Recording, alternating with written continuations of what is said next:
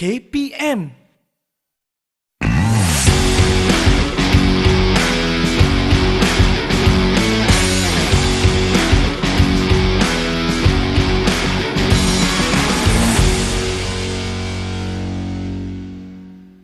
Hai semua, Assalamualaikum warahmatullahi wabarakatuh dan salam sejahtera. Bertemu kembali dalam Diet dan Nutrisi pada hari ini bersama dengan saya, Dietitian Nora.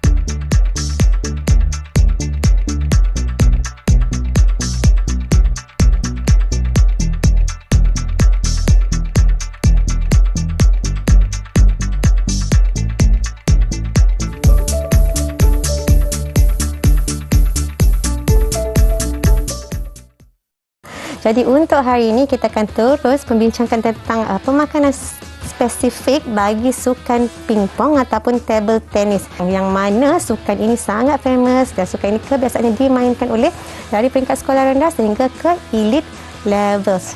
Ia boleh dimainkan oleh atlet lelaki maupun atlet perempuan secara singles maupun secara double. Itu antara sedikit latar belakang untuk sukan pingpong ataupun table tennis ini. Dan kita kena faham satu perkara bahawa sukan pingpong ini merupakan high technical sports yang mana ia memerlukan skill oleh atlet itu sendiri, termasuklah speed ataupun kelajuan, agility, ketangkasan dan juga endurance ataupun ketahanan. Jadi dah tentu faktor pemakanan sedikit sebanyak diperlukan untuk membantu atlet mengekalkan rentak dalam latihan dan juga dalam competition. Okey, untuk atlet pingpong antara energy system yang digunakan adalah mostly adalah anaerobic energy system berbanding aerobik, dan mereka juga kadang-kadang menggunakan explosive power untuk sukan mereka. Jadi untuk atlet ini perlu mereka mengamalkan diet yang seimbang, iaitu diet yang sesuai pada setiap hari, bukan sahaja semasa latihan maupun semasa competition. Jadi daily diet untuk atlet pingpong setiap hari adalah perlu mengamalkan makanan yang seimbang pada setiap hari mengikut food pyramid, ataupun boleh juga mengikut atlet split berdasarkan intensiti latihan-latihan mereka pada hari-hari tertentu. Jadi atlet boleh jadikan different plate yang mana kita akan nampak keperluan tenaga yang berbeza. Jadi setiap hari perlu ada semua kumpulan makanan, perlu ada 5 food groups, iaitu karbohidrat, protein, sayur-sayuran dan buah-buahan, perlu ada juga lemak yang sedikit, yang mana kita fokuskan kepada lemak yang baik. Kita pasti perlukan lemak, tapi lemak yang baik yang mana lemak tersebut datangnya daripada olive oil, daripada ikan, daripada nuts and seeds. Jadi kita perlukan lemak tapi datangnya daripada sumber yang baik. Kita perlukan karbohidrat yang mencukupi pada setiap hari untuk sumber tenaga. Kita perlukan protein daripada pelbagai sumber, sama ada sumber haiwan ataupun sumber tumbuhan. Perlu ada kepelbagaian dalam diet setiap hari untuk atlet pingpong. Jadi atlet perlu cuba untuk makan pelbagai jenis makanan untuk melengkapkan semua nutrien yang diperlukan, termasuklah keperluan vitamin dan juga minerals. Jadi untuk atlet remaja yang mana pentingnya keperluan tenaga yang tinggi untuk tumbesaran dan juga untuk growth dengan development. Jadi tenaga pada setiap hari diperlukan untuk training ataupun untuk latihan dan juga untuk mencukupkan kepada proses tumbesaran itu sendiri. Kekurangan tenaga mungkin akan menyebabkan impak yang tidak baik dari segi kesihatan dan juga mempengaruhi prestasi atlet tersebut. Seterusnya nanti kita akan berjumpa pula untuk training diet bagi sukan pingpong.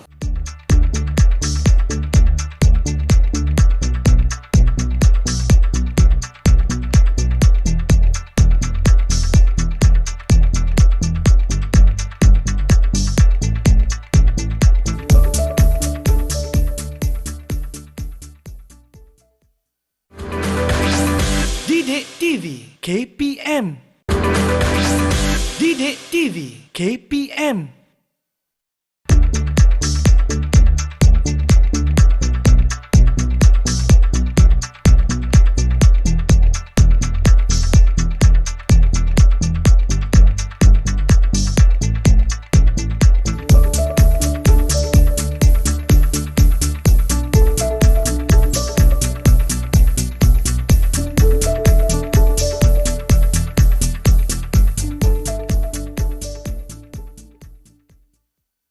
Seterusnya kita akan terus melihat strategi diet bagi sukan pingpong ataupun table tennis.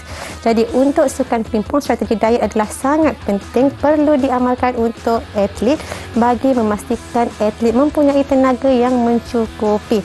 Jadi bila kita cakap tenaga yang mencukupi, kita akan terus terpandang tentang keperluan karbohidrat, yang mana kita memang tahu karbohidrat merupakan sumber tenaga paling utama bagi atlet. Jadi berapa banyak karbohidrat yang diperlukan untuk atlet pingpong? Secara amnya bagi setiap hari, bagi hari-hari training seperti biasa, atlet memerlukan di antara 7 hingga 8 gram karbohidrat bagi setiap kilogram berat badan. Okey, body weight dia.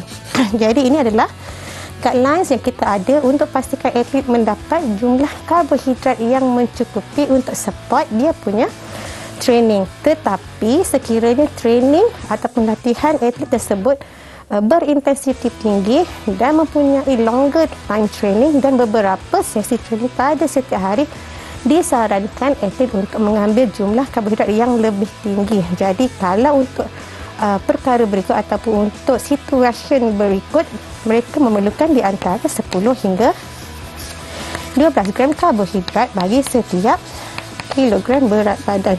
Jadi kita akan nampak beberapa perbezaan dari segi jumlah karbohidrat yang diperlukan oleh atlet dalam tempoh latihan itu sendiri. Okey. Jadi karbohidrat yang bagaimana atlet perlukan, dah tentu kita fokuskan kepada karbohidrat yang tinggi dengan nutrien. So dia ada nutrien yang tinggi berbanding dengan poor nutrien dan karbohidrat. Kita boleh ambil daripada pelbagai sumber karbohidrat, antaranya roti, bijirin, cereal, buah-buahan dan juga sayur-sayuran ataupun starchy veggie, yang mana ia membekalkan karbohidrat dan juga vitamin dan mineral. Dan kita elakkan karbohidrat yang mempunyai rendah nutrien seperti cakes, donuts, yang mana kita tahu ia adalah sumber karbohidrat, tetapi nutrien yang ada pada makanan tersebut adalah lebih rendah. Jadi penting untuk kita tahu memilih makanan yang sesuai sebagai sumber karbohidrat yang baik untuk sumber tenaga yang berpanjangan. Itu tentang sumber tenaga yang pertama, iaitu karbohidrat. Kemudian kita akan lihat pula berapa keperluan protein bagi atlet pingpong. Jadi untuk pingpong, kita perlukan 1.2 hingga 1.7 gram protein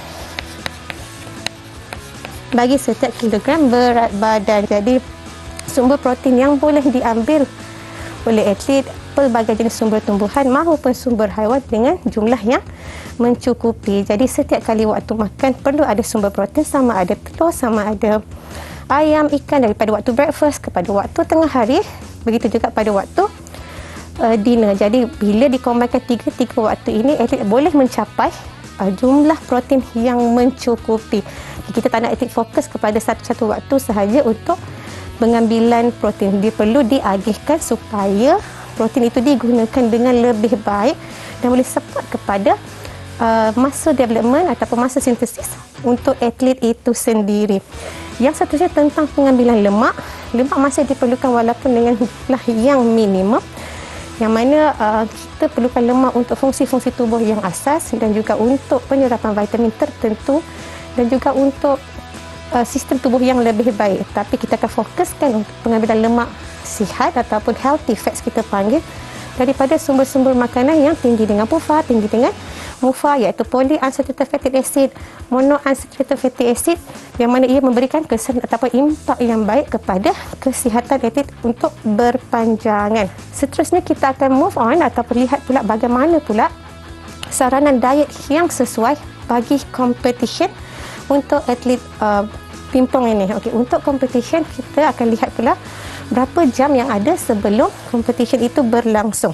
Jadi kalau kita ada masa yang panjang, 3 hingga 4 jam sebelum, kita akan sarankan atlet untuk ambil makanan yang tinggi dengan karbohidrat, sederhana protein, rendah lemak dan juga rendah fiber. Okey, yang mana ini membantu untuk ada masa yang panjang, masa yang cukup proses penghadaman berlaku.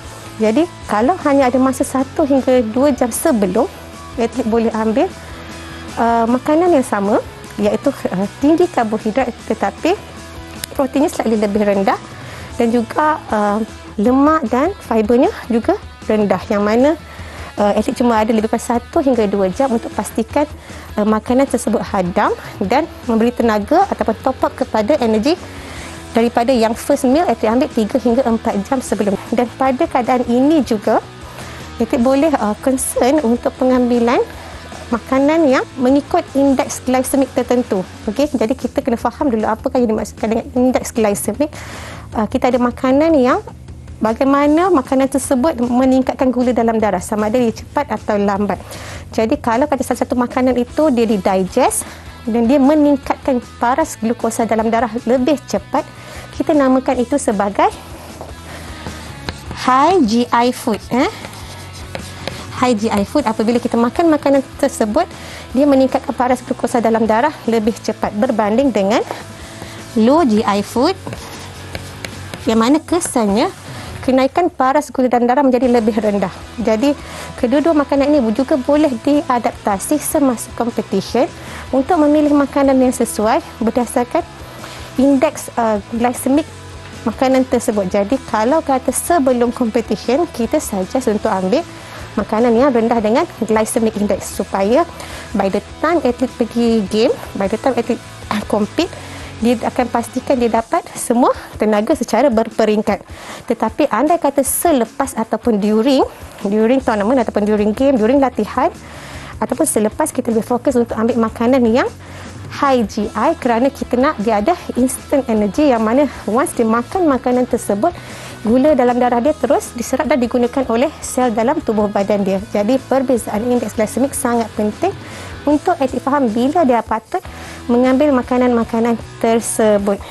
Seterusnya kita bercakap tentang recovery ataupun pemulihan. Okey, pemulihan recovery nutrition untuk atlet pingpong juga sangat penting, yang mana kita nak pastikan atlet dapat elakkan injuries dan dapat pulih dengan baik selepas sesi latihan maupun selepas sesi competition. Okey, bila kita cakap pasal competition, setiap sukan mempunyai tempoh ataupun masa competition yang berbeza. Okey, kalau pasal competition tadi, kita akan nampak yang mungkin competition dijalankan awal pagi maupun dijalankan pada lewat petang. Jadi kalau competition itu berlangsung pada awal pagi, atlet perlu ada strategi tersendiri untuk pastikan makanan yang diambil adalah sesuai. Jadi kalau kata awal pagi, mungkin the last dinner atlet dah makan makanan yang tinggi karbohidrat dan ada protein. Tapi pagi mungkin atlet perlu bangun awal dan pastikan ada light snack yang ada sumber karbohidrat.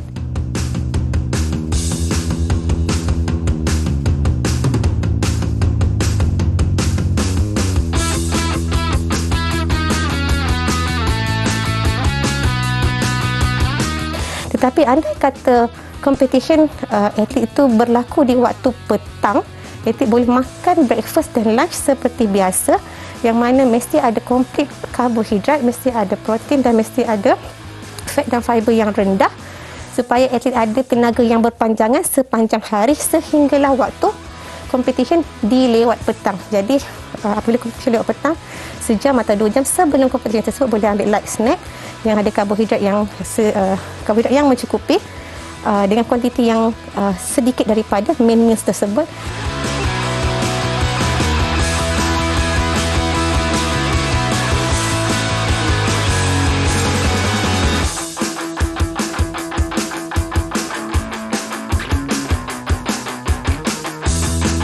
Kemudian selepas sahaja competition ataupun latihan, boleh makan seperti biasa. Ini kita panggil untuk recovery.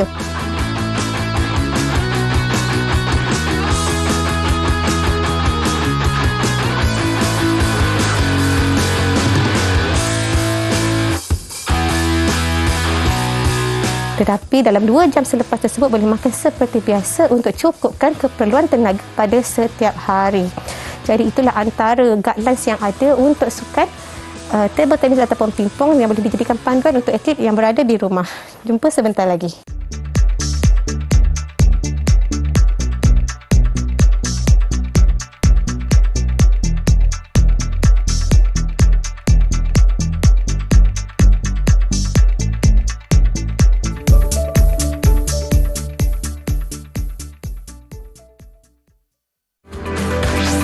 Didik TV KPM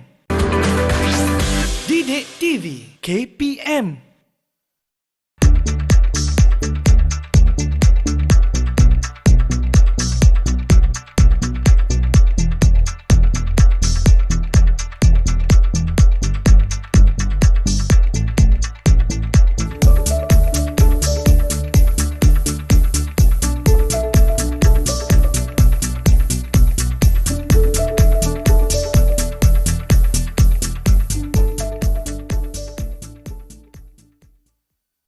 Hai semua, bertemu kembali. Jadi seterusnya kita akan bercakap tentang hidrasi dan juga hyponatremia di kalangan atlet. Jadi seperti yang kita tahu, hydration ataupun hidrasi adalah sangat penting. Okey, even setiap hari kita kena pastikan ada good hydration among athletes, sama ada semasa latihan maupun semasa pertandingan. Kalau semasa hari latihan corak ataupun training yang panjang akan menyebabkan atlet mungkin memerlukan air yang mencukupi disebabkan oleh kadar perpeluhan, dan perlu difahamkan bahawa sukan pingpong mungkin bermain dalam keadaan cuaca yang panas ataupun tempat yang tertutup dan kelembapan yang tinggi, maka kadar perpeluhan mungkin sedikit tinggi berbanding dengan sukan-sukan lain disebabkan oleh faktor permainan yang berada di dalam indoor. Okey, jadi kena pastikan atlet tahu sebenarnya kadar perpeluhan ataupun sweat rate yang mana kita akan kaitkan dengan hydration. Okey.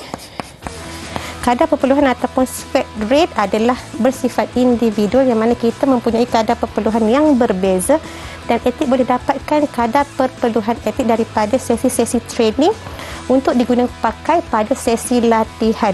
Jadi apabila kita mengetahui kadar perpeluhan ataupun sweat rate, kita dah boleh mengagak ataupun merancang pelan minuman yang sesuai untuk kita guna pakai pada hari pertandingan. Okey, jadi berapa keperluan air kita bergantung kepada kadar sweat rate tersebut. Jadi individu A mungkin dengan individu B tidak sama keperluan air. Jadi bila kita dah tahu pada hari competition bergantung kepada tempoh pertandingan tersebut, kita dah bersedia dengan keperluan air yang mencukupi untuk pastikan pengambilan air kita secara teratur dan mencukupi, sebab kita tak nak disebabkan berlakunya dehidrasi yang mana kesan daripada kehilangan air yang berlebihan akan menyebabkan dehidrasi. Kurang daripada 2% berat badan akan menyebabkan kesan yang negatif kepada atlet. Tambah pula kepada atlet pingpong, ia melibatkan skill, melibatkan concentration, melibatkan decision making, yang mana atlet perlu pastikan dia berada pada keadaan hydrated bagi membolehkan dia boleh fokus dan concentrate sepanjang competition ataupun sepanjang latihan. Jadi elakkan kehilangan berat badan daripada kehilangan air yang tinggi. Dan sekiranya training ataupun latihan tersebut berlaku terlalu panjang melebihi 60 minit, atlet mungkin perlu mengambil sports drink sebagai sumber air, dan juga pada masa yang sama ada sumber karbohidrat. Okey, dia bukan sahaja membekalkan air yang atlet perlukan, tapi karbohidrat sebagai sumber tenaga bersama-sama dengan elektrolit. Okey, bersama elektrolit, so jadi atlet akan mendapat air yang mencukupi, mendapat karbohidrat sebagai sumber tenaga, dan juga penggantian elektrolit apabila intensiti latihan itu panjang, intensiti latihan itu tinggi dan tempohnya lebih panjang. Okey, jadi penting untuk atlet tahu apabila game ataupun apabila latihan itu mengambil masa yang panjang, perlu disediakan minuman yang sesuai untuk mengelakkan dehidrasi dan memberi jumlah tenaga yang mencukupi untuk top up the fuel dan menggantikan elektrolit yang mana kekurangan elektrolit tertentu ini akan mengganggu performance. Tetapi pada masa yang sama, kita perlu alert dengan sweat rate kerana kita tak nak ada pula pengambilan air yang berlebihan, yang mana pengambilan air yang berlebihan pula boleh mengganggu atlet punya fokus, mengganggu atlet punya elektrolit yang mana membawa kepada hyponatremia. Okey, hyponatremia maksudnya keadaan di mana jumlah sodium ataupun garam di dalam tubuh pada atlet menjadi rendah disebabkan oleh pengambilan air yang berlebihan. Walaupun kita kata air itu penting, perlu ada penggantian disebabkan oleh perpeluhan. Walaupun begitu, jumlahnya perlu mengikut individu. Jadi dia tak perlu diambil secara berlebihan sehingga menyebabkan kesan-kesan negatif yang lain.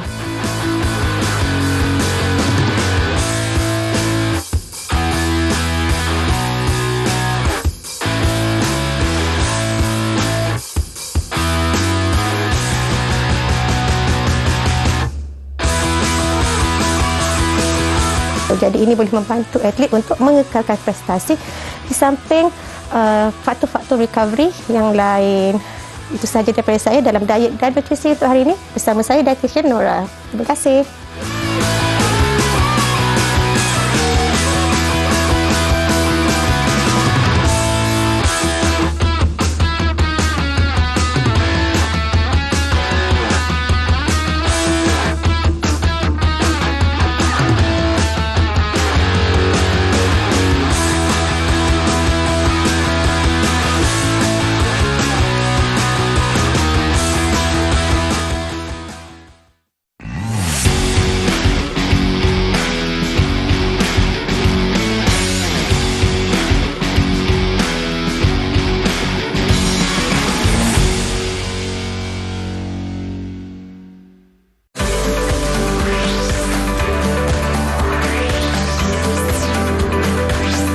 Didik TV KPM